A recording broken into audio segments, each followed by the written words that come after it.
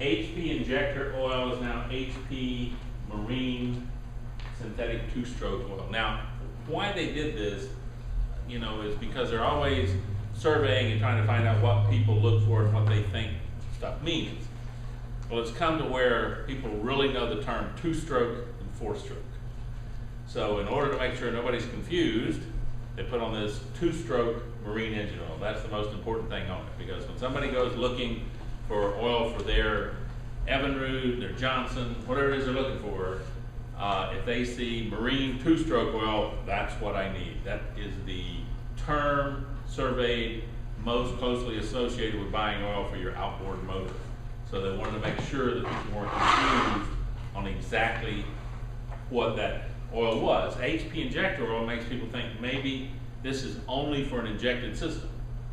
That's not true. If you look at this, they clearly say now it's both premix and injector, and calling it HP Marine two-stroke takes away whether it's injector or premix, so that you don't think you can't use it in one application or the other.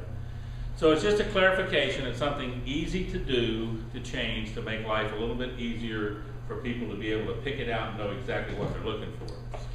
But I want to just take a minute, since we're talking about two-stroke oils, to make sure that everybody is aware that AMSOIL has published the E-Tech field study, where they took AMSOIL, this two-stroke oil, and they ran it in one engine on the back of a boat up in Lake Superior, and the other exact same E-Tech engine had the Evinrude XD 100 in it. So they had the Evinrude synthetic and they had the AMSOIL synthetic.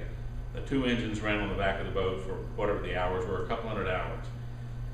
Then they took those engines to, yes, Tony? Then they were recalculated for the lean condition. Correct? Yeah, absolutely. The synthetic setting, which is, yes, Tony, they were recalibrated for the synthetic. Yeah, you gotta say that, get it right.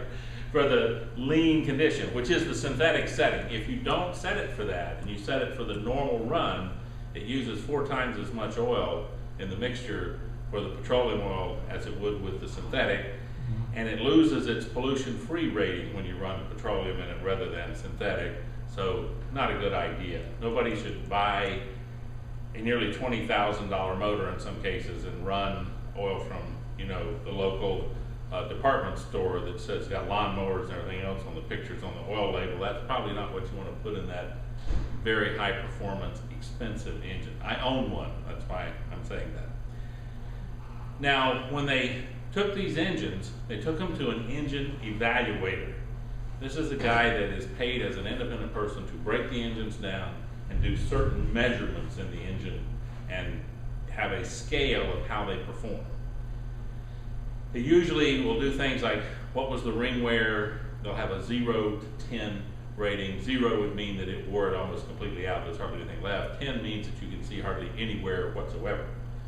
Well, it turns out when you go through all these different methodologies of testing, that the AMSOIL and the XD100 cannot be differentiated between the two. The characteristics in the engine are almost identical. There's a couple places where there's like one number on a scale of 1 to 10, like one is a 9 and one's an 8 or 9.5 versus a 9.2 or something like that. But when you look at them all the way through, you can't tell the difference.